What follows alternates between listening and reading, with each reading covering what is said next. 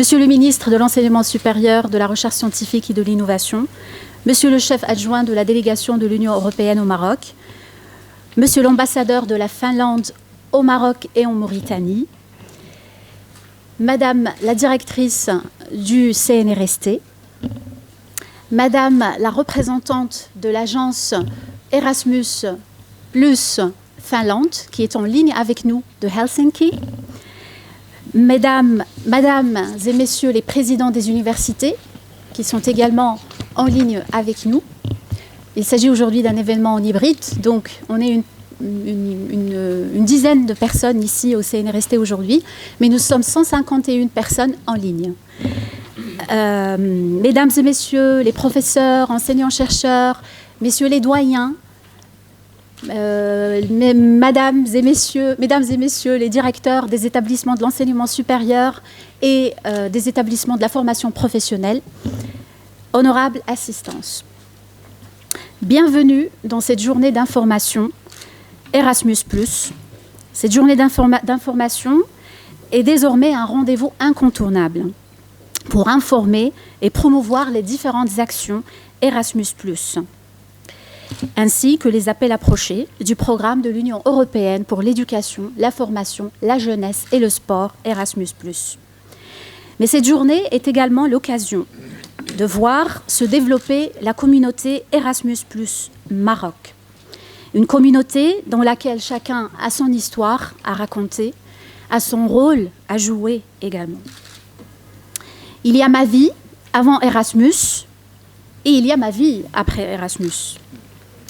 C'est souvent une phrase qui revient dans presque toutes les déclarations de nos alumni du programme Erasmus+. Quoi de plus revigorant que de commencer cette journée, qui sera longue pour nous, que de commencer cette journée avec ces visages de cette jeunesse pleine d'espoir, cette jeunesse épanouie, heureuse et fière. Ce sont les quelques visages d'Erasmus. Depuis 2014, le programme a permis à plus de 6 000 Marocaines et Marocains et 5 000 Européennes et Européens, étudiants, volontaires, enseignants, éducateurs, d'échanger, de se rapprocher.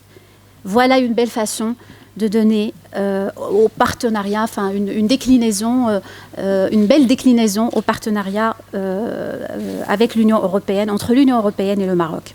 Partir en Erasmus est une occasion formidable pour nos jeunes, pour découvrir de nouvelles cultures, pour apprendre à se connaître déjà et à découvrir l'autre. Erasmus+, aujourd'hui, ce sont des compétences à acquérir, des compétences linguistiques, un gage également de curiosité, d'adaptabilité, de prise de confiance en soi, autant de compétences transversales qui sont nécessaires aujourd'hui pour l'insertion sur le marché, mais également pour vivre en bon citoyen du monde.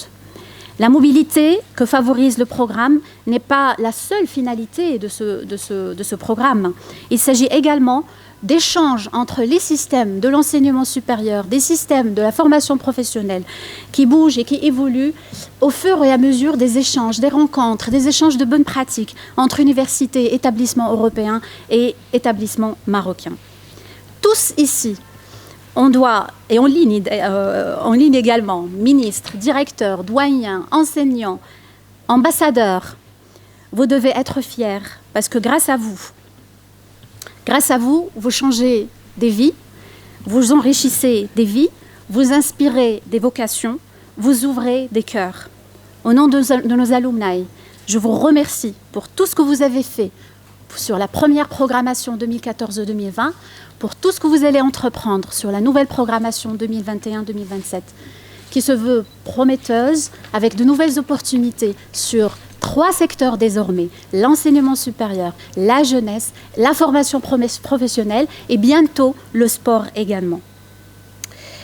Je vous dis Kétos, j'espère que je l'ai bien prononcé, parce que cette année, nous avons l'honneur d'accueillir la Finlande en pays invité d'honneur. Nous en sommes fiers et nous vous remercions d'être là. Je passe la parole à Monsieur le ministre de l'Enseignement supérieur et de la Recherche scientifique et de l'Innovation pour son mot de bienvenue. Si, vous pouvez... ou vous pouvez venir. Oui.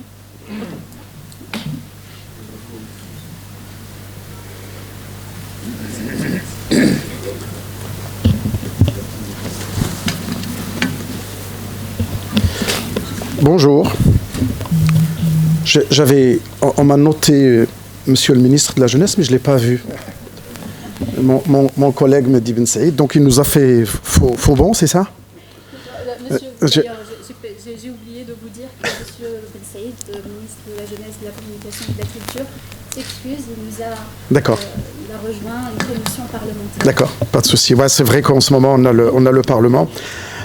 Monsieur le chef adjoint de la délégation de l'Union européenne, Excellence, Monsieur l'ambassadeur de Finlande et au Maroc et en Mauritanie, donc je précise bien, Madame la représentante de l'agence Erasmus+ de la Finlande, Madame et Messieurs les présidents, mais je n'ai pas vu Madame, des universités, Madame la directrice du CNRST, Mesdames, Messieurs les doyens et directeurs d'établissements d'enseignement supérieur, honorables assistances.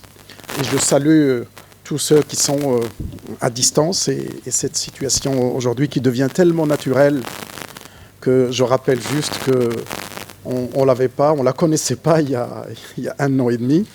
En tout cas, cette digitalisation finalement arrive à point nommé. C'est avec un grand plaisir que je me retrouve parmi vous sur un sujet qui me tient beaucoup à cœur, parce que nous savons tous l'importance de la mobilité des jeunes, mais également l'importance des échanges internationaux qu'on peut avoir.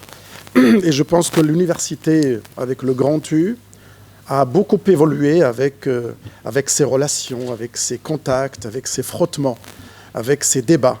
Et je rappelle juste le dernier siècle, ou les 2 derniers siècles, où l'humanité a beaucoup progressé, l'humanité a beaucoup gagné, j'allais dire dans l'humanité, mais aussi dans tout ce qui est avance scientifique, technologique. Et justement, la mobilité aujourd'hui devient au cœur de tous les dispositifs universitaires. Et donc, c'est un grand plaisir que de me retrouver parmi vous. Ça doit être ma 2e sortie sur le plan médiatique depuis que je suis nommé par Sa Majesté, que Dieu le glorifie.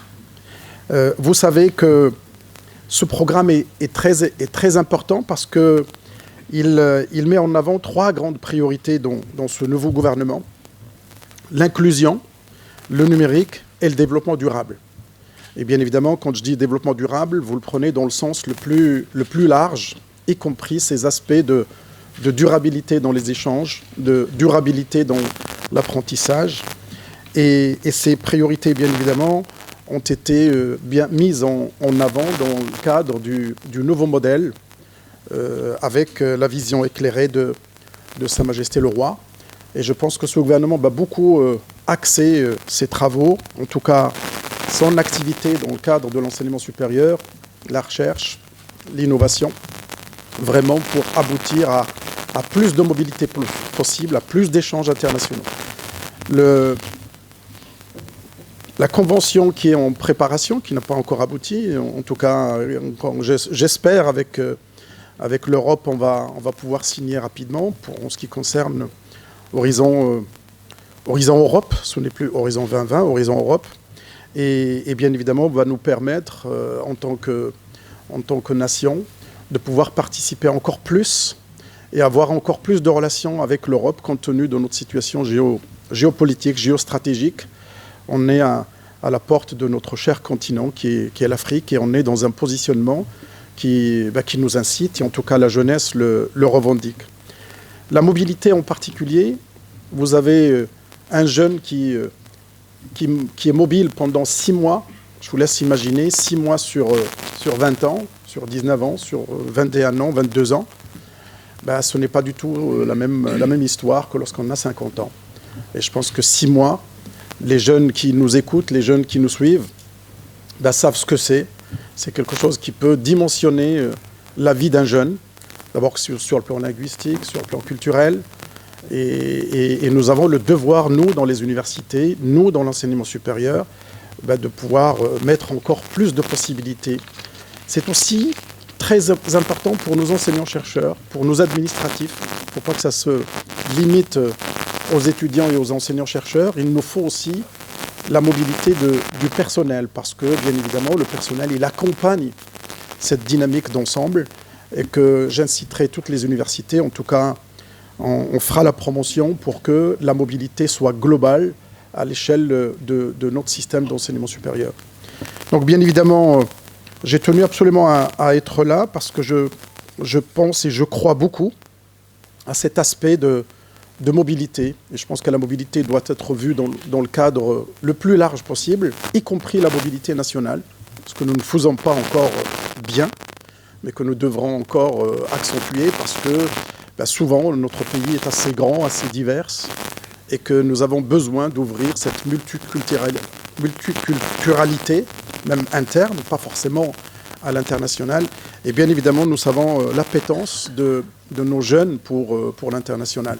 Je me souviens, lorsque j'étais responsable, que ce soit au Maroc ou à l'étranger, à chaque fois, j'ai essayé de dynamiser cette action, parce que je trouve qu'elle est très formatrice. On parle beaucoup de soft skills, de power skills, et la mobilité est un élément indispensable, parce qu'il permet de gagner encore plus vite ces aspects.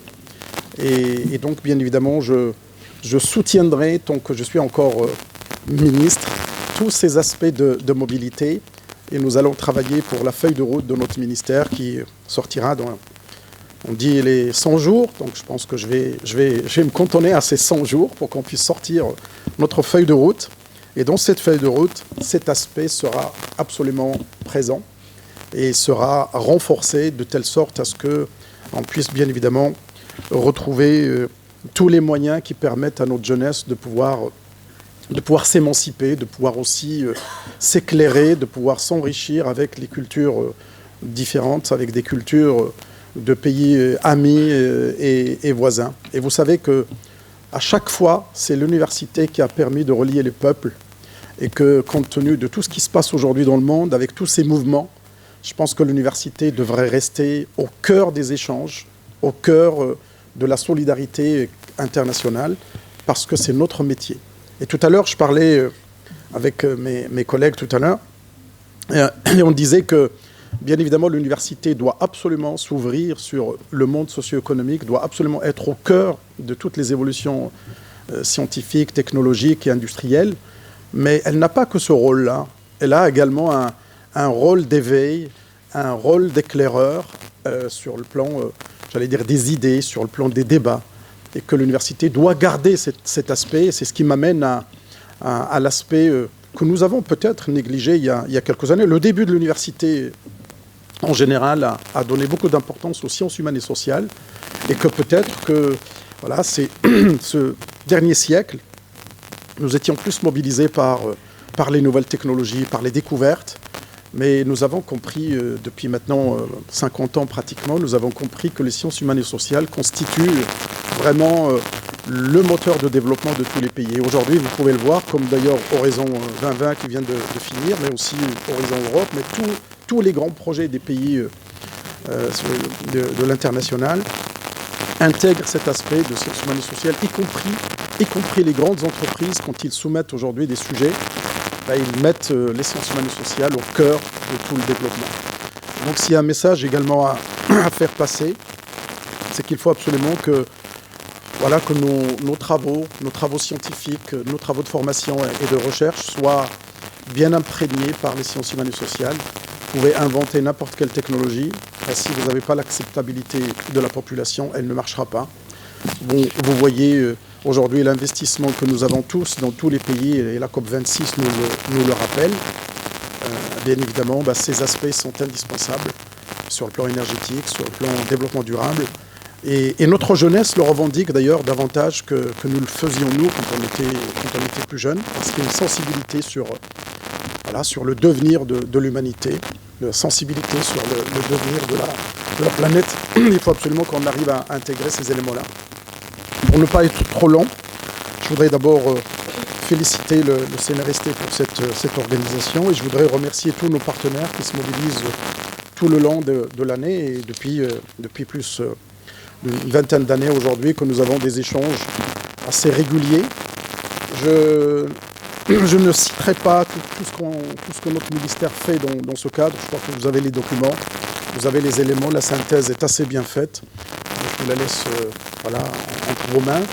Mais tout ce que je pourrais vous dire, c'est qu'avec ce nouveau gouvernement, ces aspects seront encore renforcés et notre ministère passera à une échelle encore plus importante parce que nous allons nous concerter avec les régions, avec les collectivités locales pour pouvoir aussi encore drainer plus de possibilités de mobilité.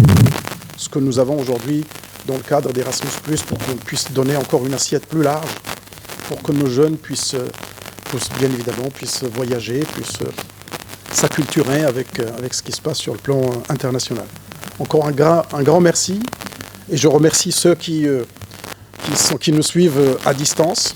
Ça devient maintenant une règle et personnellement, des fois je me dis que cette situation que nous avons vécue est une vraie opportunité pour des pays comme le Maroc, parce que le digital, il va finalement être imposé, mais on va partir, on va partir de cet élan, on va bénéficier de ce démarrage avec le numérique, chose que je défendais depuis 2012 et peut-être que nous ne comprenions pas bien et je pense qu'aujourd'hui on est au cœur de ce dispositif.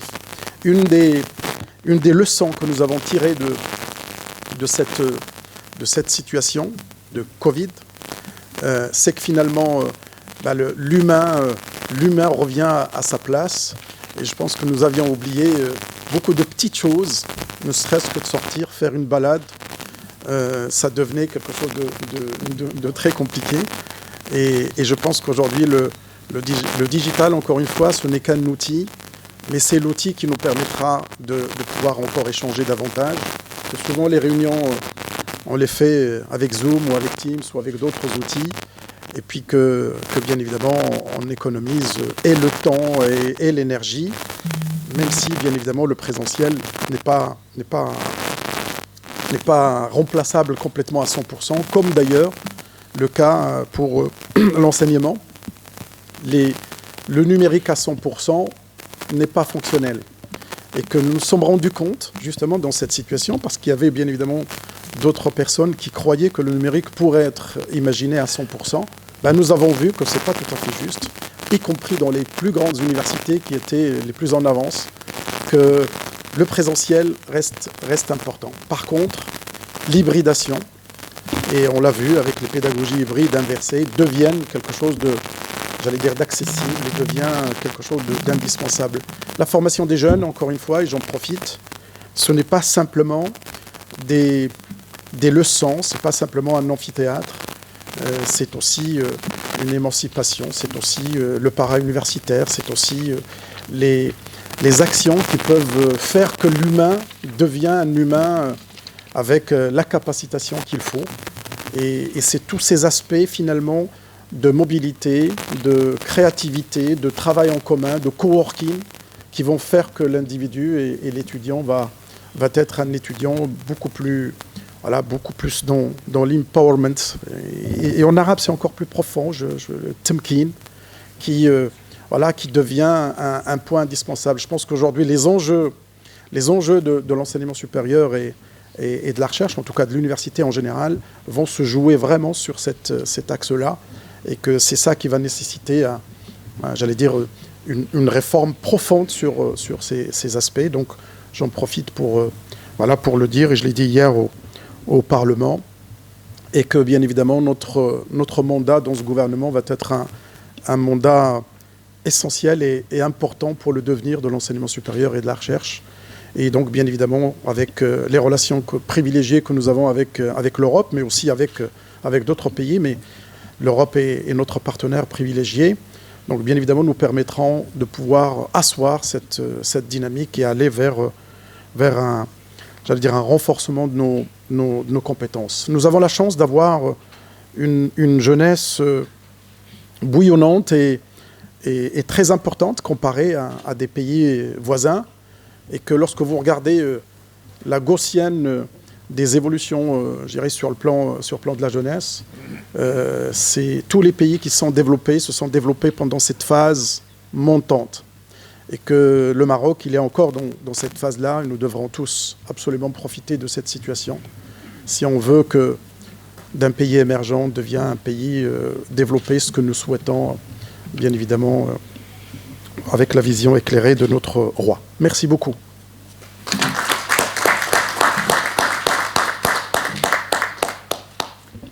Je remercie Monsieur le ministre de l'Enseignement supérieur, de la Recherche scientifique et de l'Innovation. Je retiens qu'en effet, cette crise nous a démontré qu'on était, et le high-tech finalement a démontré qu'on est du high-touch aussi. C'est très important de maintenir ces contacts. Et je remercie, parce que l'humain est très important. Et aujourd'hui, c'est le Bureau national Erasmus+, arrive aussi à réaliser ces différentes activités. C'est grâce aussi à des partenariats solides avec le ministère, mais également avec le CNRST. Je remercie Madame la directrice de nous accueillir aujourd'hui chez elle. Et je vous passe la parole pour un mot de bienvenue.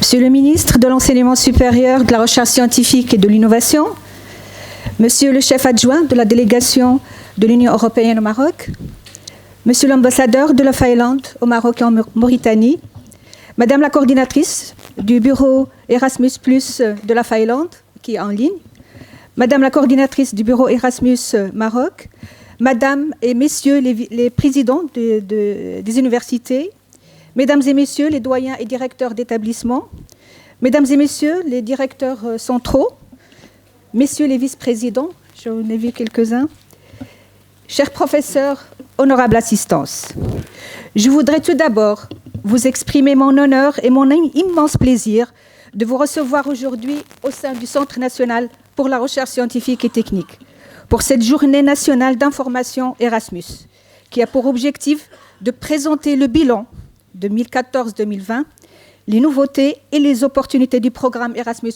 pour la période 2021-2027.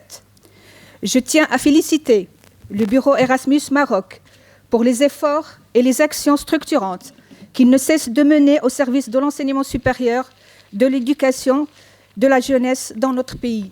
Et bientôt, ça serait le sport aussi.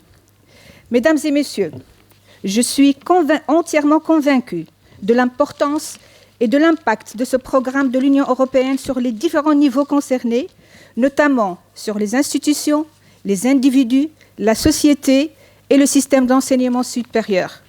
Je cite entre autres, je ne cite pas tout, l'amélioration de la gouvernance et de la gestion d'universités publiques, le renforcement des capacités du personnel académique et administratif, le développement de l'assurance qualité, l'amélioration de la visibilité internationale des institutions, des diplômes et des expertises, la promotion de la formation entrepreneuriale et d'autres objectifs aussi.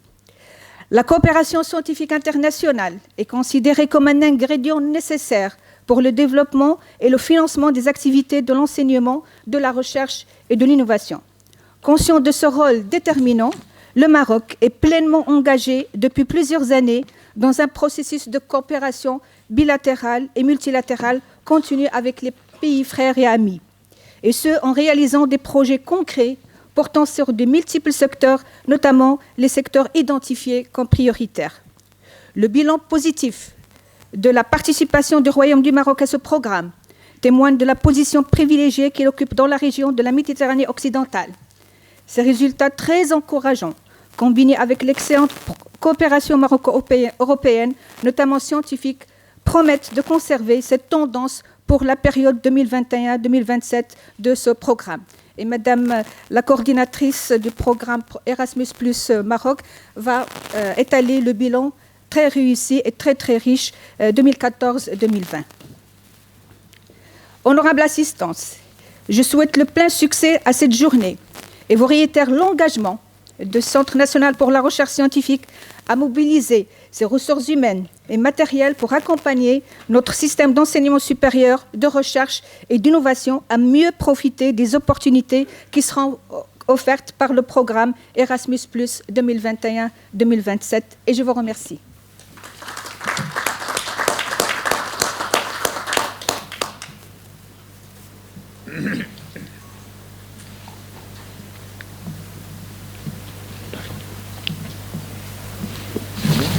Alors, en l'absence de Madame Dadoui, donc je passe la parole à Monsieur le délégué adjoint de Erasmus vers l'Union européenne. À vous la parole.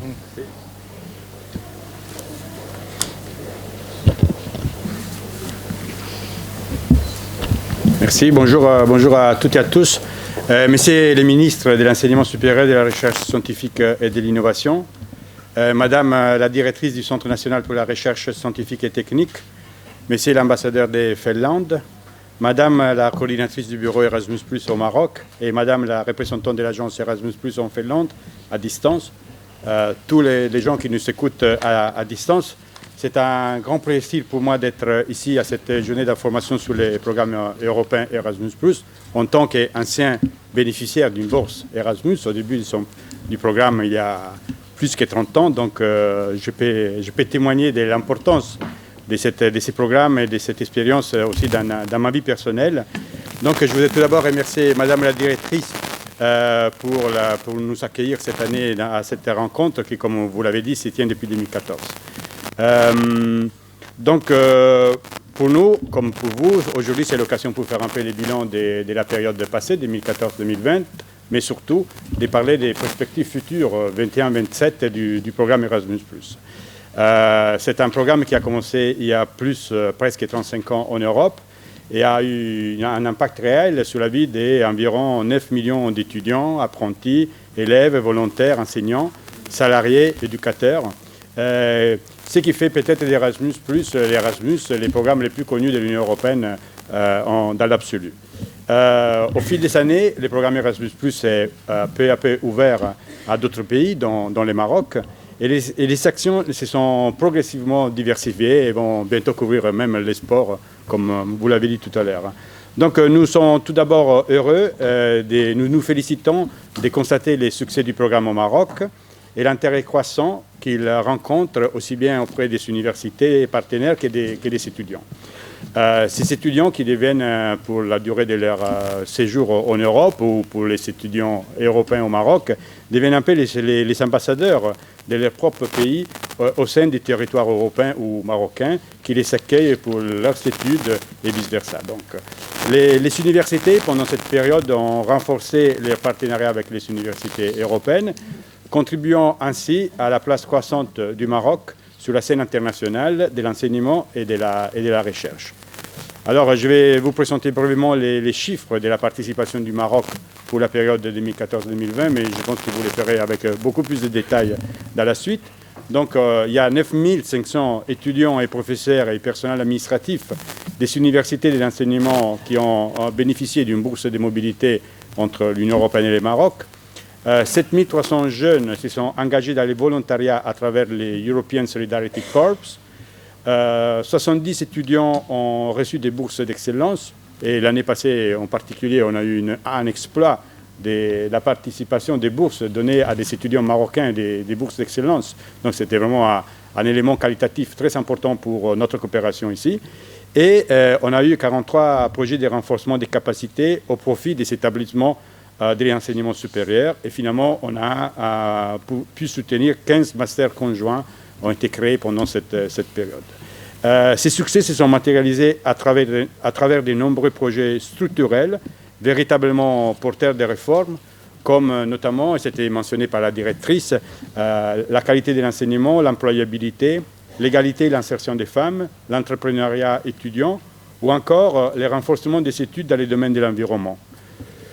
Tout cela n'aurait pas été possible sans l'implication et le dynamisme aussi bien des ministères concernés, des différents établissements de l'enseignement supérieur qui concourent au bon déroulement du programme et participent au renforcement de l'espace de connaissances partagées qui est rappelé dans la déclaration conjointe signée entre le Maroc et l'Union européenne en juin 2019 et qui est un peu notre base de travail avec les autorités et les gouvernements marocains. Donc en mars dernier, l'Union européenne a lancé les programmes Erasmus+ pour la période de 2021-2027. Ces nouveaux programmes couvrent les volets qui existent déjà, à savoir l'enseignement supérieur et la mobilité, la chaire Jean Monnet ou Marie Curie, ainsi que les volontariats. Et disons, il y a des éléments, des nouveautés, bien évidemment, qui méritent d'être connus, et sur lesquels je mettrai l'accent. Après, ils vont être sûrement discutés plus en profondeur par la suite. Donc, le premier élément, c'est l'inclusion. Et sous l'inclusion, nous accueillons avec satisfaction, par exemple, l'élargissement du programme Erasmus+ à la formation professionnelle, mais aussi au renforcement de la dimension jeunesse, où on s'adresse de plus en plus à la jeunesse la plus vulnérable. Et donc, ça, c'est un élément très important du nouveau programme sur lequel on devra travailler ensemble ici au Maroc. La deuxième priorité, et c'était aussi rappelé par messieurs les ministres, c'est la lutte contre les changements climatiques, donc dans sa dimension globale. Par ailleurs, la lutte contre le changement climatique est une priorité essentielle de l'Union européenne pour les années à venir, mais c'est aussi une priorité dans les partenariats privilégiés entre le Maroc et l'Union européenne. Et finalement, il y a la question de la digitalisation, vous l'avez aussi rappelé, messieurs les ministres, la pandémie, la crise Covid qui nous affecte encore aujourd'hui. On les voit encore aujourd'hui avec la présence à distance des plusieurs participants, a eu un impact immédiat sur le secteur de l'enseignement supérieur et impose au programme Erasmus+ de s'adapter en renforçant les volets numériques. Et donc, il est prévu, dans le cadre du programme, de développer une mobilité hybride et des offres complémentaires selon des nouveaux formats tels que les échanges virtuels ou des périodes d'apprentissage plus courtes. Il s'agira également de stimuler l'innovation et de renforcer les compétences numériques dans les domaines de l'avenir. Nous sommes conscients, mesdames et messieurs, que le succès d'Erasmus+ reposera sur la capacité et la structuration des bureaux, notamment des bureaux des relations internationales au sein des universités et les établissements de formation professionnelle, pour établir des contacts et des réseaux avec leurs homologues européens. Cette réussite résidera également dans la visibilité du programme auprès des institutions et des jeunes et sur leur accompagnement pour leur permettre d'y participer avec succès. Cela appellera à renforcer encore la communication et la coordination menées conjointement par les ministères, par les bureaux Erasmus+ ici au Maroc et l'Union européenne. C'est en mutualisant nos efforts et notre efficacité que ces nouvelles initiatives trouveront preneurs et engendreront des résultats probants. Je me réjouis aussi qu'aujourd'hui l'État membre a l'honneur cette année d'Erasmus+, de cette journée d'information sur la Finlande, pour promouvoir les opportunités de partenariat à travers les programmes Erasmus+.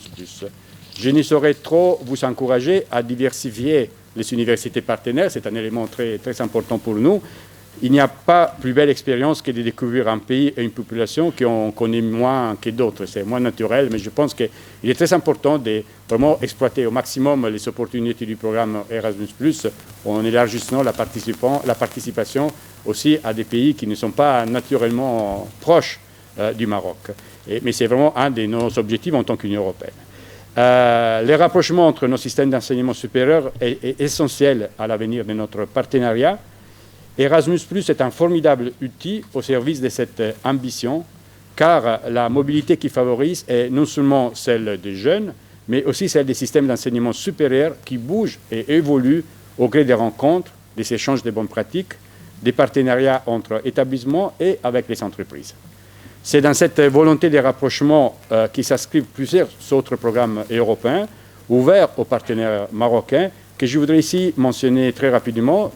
Messieurs les ministres l'ont déjà fait. Il y a tout d'abord les programmes Horizon Europe, les programmes sur la recherche scientifique, pour lesquels le Maroc a entamé son processus d'association. On est dans la phase finale de la négociation, nous espérons, et donc on espère pouvoir bientôt annoncer l'adhésion du Maroc à ces nouveaux programmes. Et il y a aussi un autre programme important pour nous au niveau toujours des échanges entre nos sociétés, nos pays, etc., les programmes Europe Créative, qui concernent les secteurs de la culture. Et là aussi, le Maroc a exprimé l'intérêt à pouvoir adhérer au programme Europe Créative de l'Union européenne. Et donc, nous espérons qu'on pourra aboutir bientôt. Donc, pour terminer, je voudrais remercier tout le monde, tous les participants à cet événement. Mais surtout, mon dernier mot va être pour les bureaux Erasmus+ au Maroc, pour saluer votre enthousiasme et le dynamisme avec lequel vous faites votre travail. Et donc, voilà, c'est l'ensemble du bureau que je voudrais remercier, qui est ici représenté par Madame Daoudaoui. Et c'est grâce aussi à ces bureaux que nous pouvons avancer ensemble dans la valorisation du programme Erasmus ici au Maroc. Je vous remercie pour votre attention. Je vous souhaite bon travail aujourd'hui.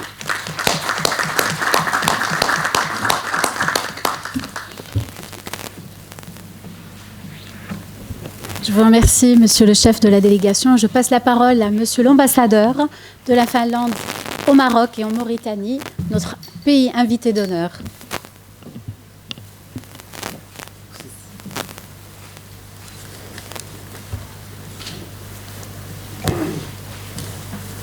Bonjour à tout le monde. Monsieur le ministre de l'Enseignement supérieur, de la Recherche scientifique et de l'Innovation, Madame conseillère du ministre de la Jeunesse, de la Culture et de la Communication, Madame la directrice du CNRST, Monsieur le chef de délégation adjointe de l'Union européenne au Maroc, Excellences, Mesdames, Messieurs, distingués participants, que ce soit présentiel ou virtuel. Soyez les bienvenus. Moi, je voudrais tout d'abord m'aligner avec les mots très sages présentés par Monsieur le ministre. La mobilité des enseignants, des étudiants, mais aussi maintenant de formation professionnelle est très importante. Je dirais que nous vivons maintenant une génération Erasmus. Heureusement. Moi, j'ai fait mes études 79 à 85 et là, ce n'était pas de mobilité. Mais je suis très heureux et je veux faire mon mieux pour que cette mobilité continue et je suis très fier d'être ici comme représentant de mon pays, la Finlande. Alors, nous sommes très honorés de participer aujourd'hui à cette journée d'information nationale sur le programme Erasmus. Je tiens, au nom de tous mes collaborateurs de l'ambassade, à remercier le Bureau national Erasmus Plus Maroc, le ministère de l'Enseignement supérieur, de la Recherche scientifique et de l'Innovation et de la délégation de l'Union européenne d'avoir distingué la Finlande en tant qu'invité d'honneur de cette journée informative. Et je vous garantis que cette brochure, merci pour le bureau de coordination, ça représente la coopération entre la Finlande et le Maroc au sein de l'Erasmus. Et il y a pas mal de choses à faire encore. Mais je suis très heureux que la Finlande vienne plus connue aussi au Maroc. Et mes amis finlandaises en ligne, virtuellement là-bas, je suis très fier que vous voulez faire la contribution et présenter notre pays comme un très bon partenaire pour le Maroc. Le programme Erasmus représente pour nous une belle opportunité de rapprochement entre la culture et la connaissance de l'autre. La Finlande, en tant que pays membre de l'Union européenne, je réjouis de participer activement à ce programme dont les retombées sur nos sociétés ont toujours été très positives. Je suis très content que mes collègues finlandais aient développé pendant la journée des opportunités de coopération avec la Finlande sur l'enseignement supérieur et la nouveauté que je tiens à cœur, la formation professionnelle. La Finlande est consciente que la coopération internationale dans le domaine de l'éducation et de l'enseignement et la recherche est essentielle. Les solutions aux enjeux économiques, sociaux et environnementaux globaux ne seront trouvées que si tous les pays joignent leurs efforts et actent avec responsabilité et solidarité, comme l'a bien démontré la dernière crise sanitaire qui nous a tous impactés. Les perspectives d'avenir de la population jeune croissante, telles que les opportunités de formation ou leur manque, sont directement liées à la stabilité des pays. Les solutions visant à améliorer l'accès à une éducation de qualité peuvent considérablement stimuler la croissance économique, la compétitivité et l'emploi. C'est ainsi que mon pays s'engage à contribuer positivement à la résolution de la crise éducative globale. Mesdames et messieurs, comme vous le savez tous, la Finlande possède l'un des meilleurs systèmes éducatifs du monde, comme le montrent les classements toujours élevés dans les études internationales.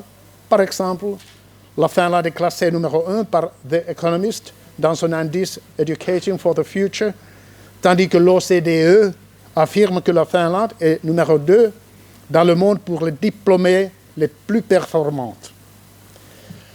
À titre d'exemple, je peux mentionner le dernier cours en ligne, les éléments de l'intelligence artificielle développés par la Finlande et mise à disposition de tous les pays à titre gracieux, qui a permis jusqu'à maintenant d'initier plus de 750 000 personnes à ce domaine nouveau.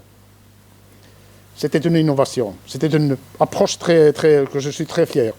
Et ça existe toujours en ligne. Bien évidemment, les résultats que nous avons atteints en Finlande ne sont pas le fruit du hasard, mais bel et bien des efforts constants d'amélioration du système éducatif engagé depuis plus de 100 ans. En effet, la Finlande a créé son système d'enseignement obligatoire moderne en 1921. Depuis, l'enseignement du pré-primaire à l'enseignement supérieur est devenu gratuit. Des déjeuners gratuits de haute qualité sont proposés aux étudiants depuis 1948. L'objectif est que chaque individu de la société ait les mêmes chances de recevoir une éducation de haute qualité, quel que soit le milieu social ou l'économie de sa famille. Afin de donner une nouvelle impulsion à la relation Finlande-Afrique, mon pays s'est doté récemment d'une nouvelle stratégie Finlande-Afrique visant à promouvoir davantage la coopération avec les pays africains, notamment sur le plan d'éducation, recherche et innovation. Dans le cadre de cette stratégie, nous pensons qu'il est important de diversifier et d'élargir davantage les liens avec les pays africains, notamment le Maroc, devenu aujourd'hui un hub d'enseignement supérieur en Afrique. Le rôle que joue le Royaume dans la formation des cadres du continent est d'une importance capitale pour le développement de l'Afrique. Et c'est pourquoi il est important de promouvoir la coopération et la mise en réseau entre les acteurs finlandais et marocains et de mieux prendre conscience des opportunités que la coopération mutuellement bénéfique peut nous apporter. Mesdames et messieurs, je vous réitère la prédisposition de mon pays et ses institutions à partager ses meilleures pratiques dans le secteur éducatif et je vous renouvelle mes remerciements les plus chaleureux d'avoir honoré la Finlande en ce jour exceptionnel. Je vous souhaite tous, présentiels ou virtuels, tous une journée informationnelle intéressante, pleine d'apprentissage et de débats enrichissants. Je vous remercie beaucoup.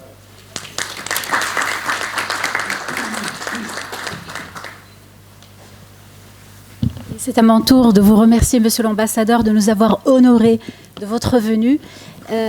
This is not the first time we collaborate with the Finnish Erasmus National Agency. This is the second time, and we have with us Sini. Good morning, Sini, and thank you for your patience. Je voudrais juste dire qu'avec nous en ligne, messieurs les présidents, madame la présidente des universités, de plusieurs universités, que je ne pourrais pas citer. Mais en fait, ils sont en ligne, c'est pour ça.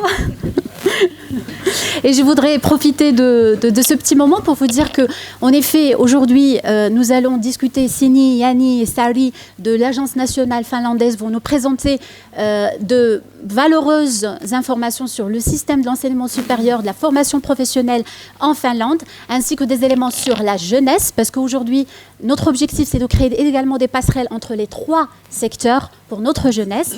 Et puis, la continuité de cette journée sera le 11 novembre, parce que le 11 novembre, le bureau organise une journée de networking online via une plateforme Hermite. Et l'objectif, c'est, comme l'a dit Monsieur l'ambassadeur, Monsieur le ministre et également Monsieur le chef adjoint de la délégation de l'Union européenne, favoriser ce networking nécessaire aujourd'hui, qui est une finalité d'Erasmus, mais également sur lequel il va falloir également qu'on travaille pour élargir le champ des possibles en matière de partenariat. L'objectif aujourd'hui de la journée, c'est également de créer des synergies entre le programme de l'Union européenne pour la recherche Horizon Europe et les activités Marie Skłodowska-Curie et le programme Erasmus+. À travers, bien sûr, nous aurons avec nous un exemple d'une coopération réussie entre l'University of Helsinki et l'Université Sidi Mohamed Ben Abdallah. Il s'agit dans cette coopération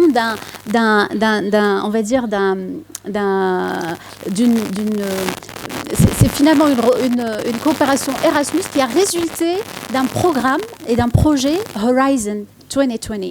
Et donc, c'est ce genre d'articulation, de fertilisation mutuelle entre les différents projets et les différents programmes que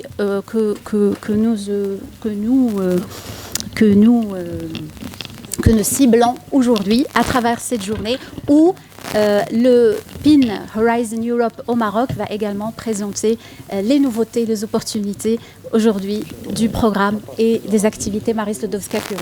Alors, est-ce qu'elle est là, Sini? Dear Minister of Higher Education, Scientific Research and Innovation, dear Director of the CNRST, Your Excellency Ambassador of Finland, dear Deputy Head of EU Delegation, dear extinguished speakers and guests of this event.